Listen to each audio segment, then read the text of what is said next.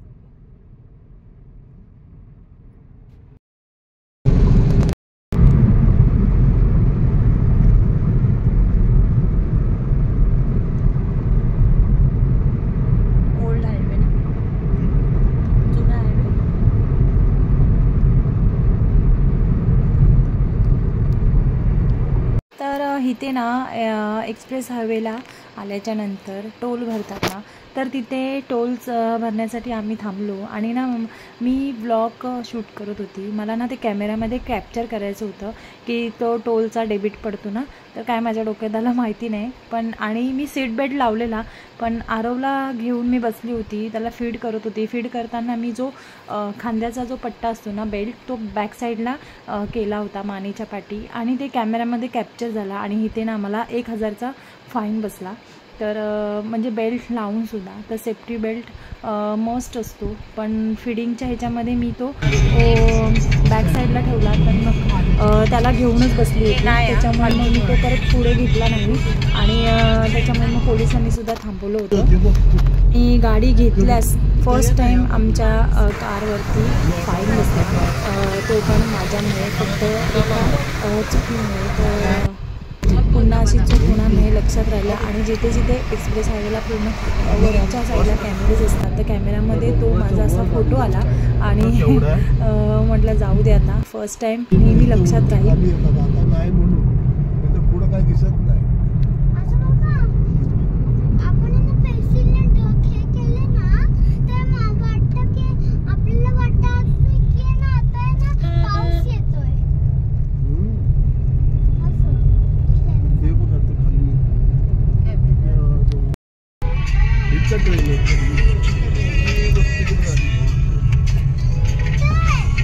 अरे धोक्यातून दिसत नाही, खाली खाली इथं खाली लाईट जातात.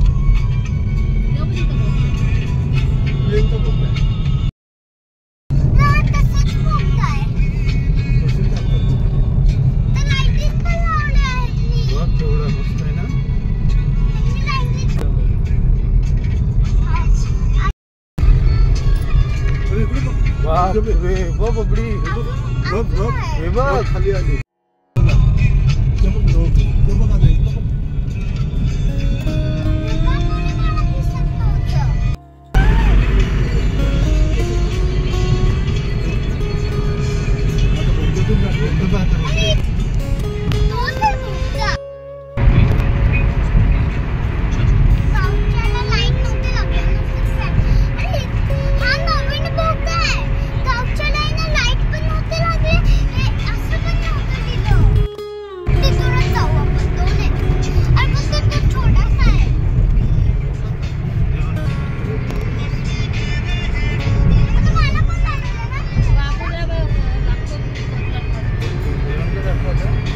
आला बोगदा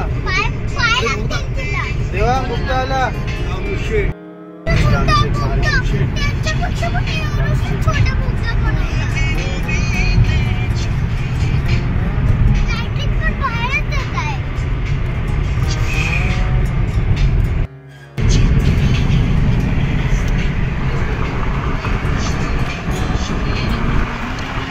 आम्ही आता ऑलमोस्ट पुण्यामध्ये म्हणजे थोड्या वेळात पोचू प्रॉपर पुण्यामध्ये. तर इथे CNG फिल केला आणि सकाळी फक्त चहा आणि बिस्किट खाऊन निघालो होतो. त्याच्यानंतर नाश्ता वगैरे केला नव्हता. मग इथे चहा घेतला, वडापाव घेतले गाडीमध्येच खाण्यासाठी आणि थोडा वेळ म्हणजे 5-10 मिनटं इथे थांबलो. कारण गरम गरम वडापाव आणि समोसा वगैरे ते लोक देत होते रेडी करून. वडापाव खाल्लास?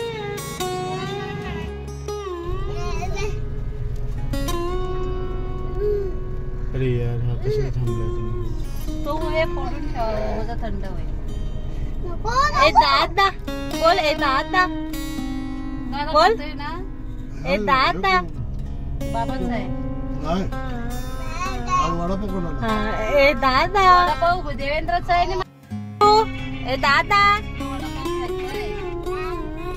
ए दादा, दादा दादा दे, मला पण भूक लागली. हो दे दादा. ए दादा त्याला हात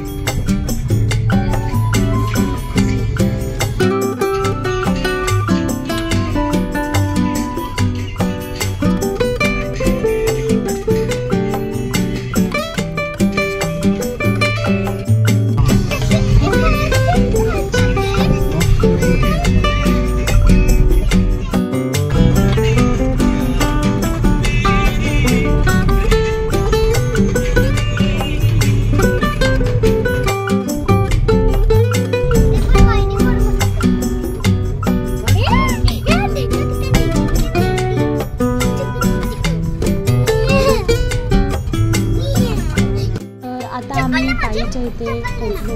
पुण्यामध्ये राहतात ते गणेश नगर. गाडी नको लावाय टोकाला. तर आता इथे समोरच बघू शकता आमची वाट बघत आतुरतेने उभे आहेत. काय चाललंय?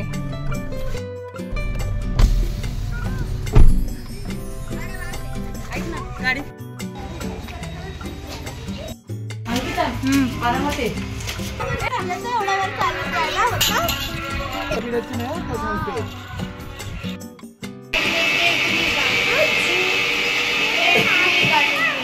तर आम्ही कोणाला ओळखत नव्हतो तिथे, पण संपूर्ण बिल्डिंग ही आरव देवांग आणि आम्हाला ओळखते. फक्त त्यांच्या नावाने आतू आरव आणि देवांगचे गुणगान सांगत असते तर त्याच्यामुळे. आणि ही जी लहान मुलगी बघताय तर ती आरवसाठी खास थांबली होती. तिच्या आई पप्पा डीमार्टला गेले होते तरी ती थांबली होती. आणि थोड्या वेळ आम्ही रेस्ट केला. त्याच्यानंतर सुचिला मस्तपैकी असं रेडी केलं, कारण तिचा आज खास दिवस होता तिच्यासाठी.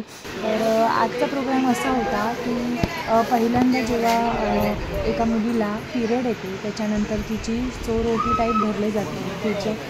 तिच्या संपूर्ण पुढच्या आयुष्यासाठी तिला आशीर्वाद दिले जातात मोठ्यांकडून. तर त्याच्यासाठी हा कार्यक्रम ठेवला जातो. काही ठिकाणी हळद वगैरे लागतात ना, तर त्याचा लग्नासारखा फंक्शन केला जातो. पण आम्ही छोट्या पद्धतीने घरातल्या घरात हा छोटासा असा फंक्शन अरेंज केला होता ताईने. तर त्याच्यासाठी खास आम्ही आलो होतो तिच्यासाठी. तर आता बघू शकता सगळं मांडलं होतं, तिचे आवडते पदार्थ. पूर्ण ठेव ना आतमध्ये.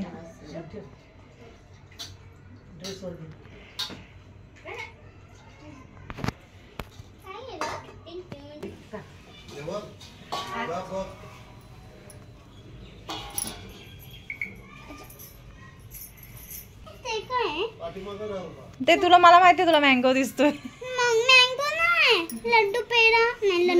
लड्डू नाही, गुलाबजामुन.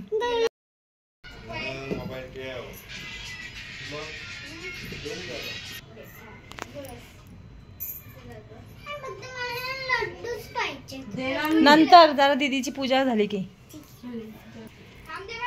अरे देवांग, दीदीचं साखरपुडा करतोयस ना? तर देवांगला आमच्या वाटलं की सुचीचा साखरपुडा आहे, साखरपुड्यासाठी चालले. तर लहान मुलांना ह्याच्यातलं काही समजत नाही, तर त्याला म्हणून तो असं सगळ्यांना सांगत होता की मी दीदीच्या लग्नाला चालले, सुची दीदीचं लग्न करणार आहे.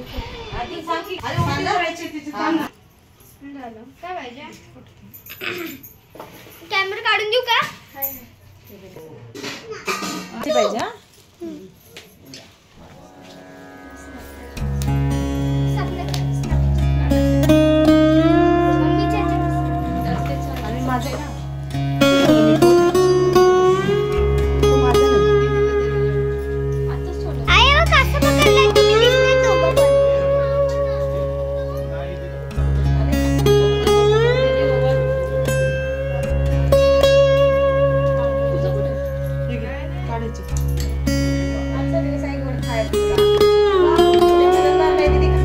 दीदीचं झालं की सगळ्यांना वाटणार.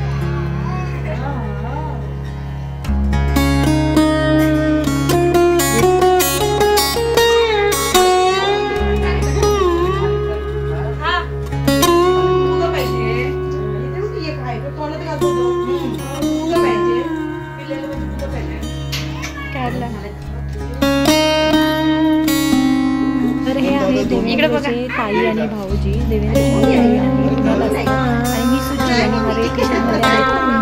तर नेहमी मे महिन्याच्या ब्लॉग्समध्ये ह्या दोघांना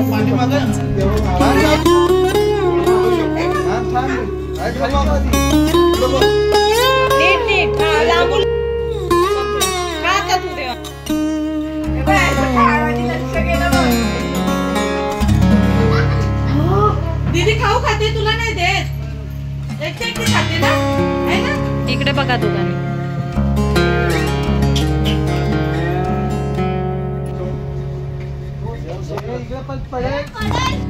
2 hours later. ताईचा रूम आहे ना तो टेरेसवरती आहे. असं टेरेसवरती लाईनी 3 रूम होते. तर मस्त असा पुढे स्पेस सुद्धा होता. आणि फंक्शन झालं त्याच्यानंतर आम्ही जेवण वगैरे केलं. तर जेवणाचा फोटो शूट वगैरे करण्यासाठी ना मला लक्षातच नव्हतं कारण सगळी घाई चालू होती कारण आम्हाला रिटर्न निघायचं होतं. तर आता आम्ही दुपारचे 4:21 झालेले आहे आणि आता आमची निघायची वेळ झालेली आहे. तर आता आम्ही घरी येण्यासाठी निघणार. त्याच्या आधी हे सगळं निघतानाचं सगळं भेटाभेटी चालू होती.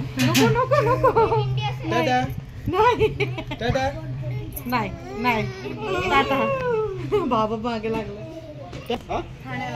राजस्थान टाटा कर टाटा टाटा करा इकडून चला नाही आपण जे तर सगळ्यांची भेट घेऊन तिथून मग आम्ही निघालो. खूप छान फंक्शन झाला. साधा होता, सिंपल सरळ फंक्शन अरेंज केला होता.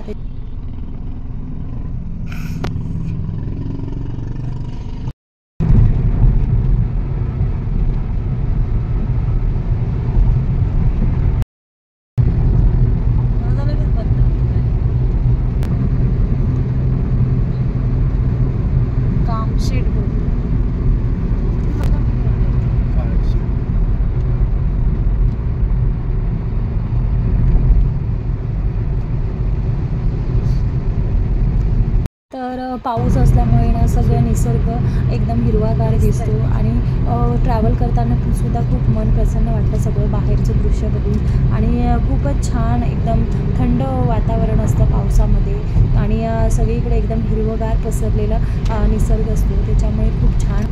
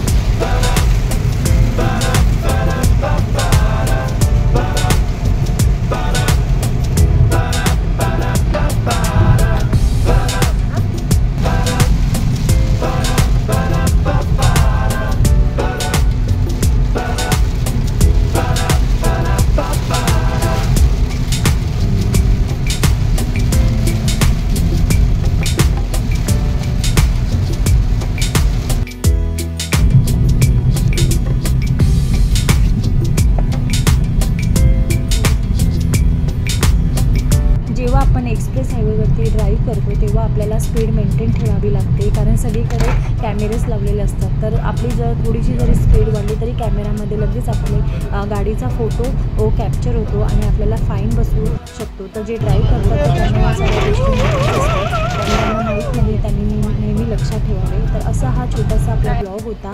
आय होप तुम्हाला आवडला असेल. मग भेटूया अशाच नवीन व्हिडिओमध्ये. तोपर्यंत बाय, टेक केअर.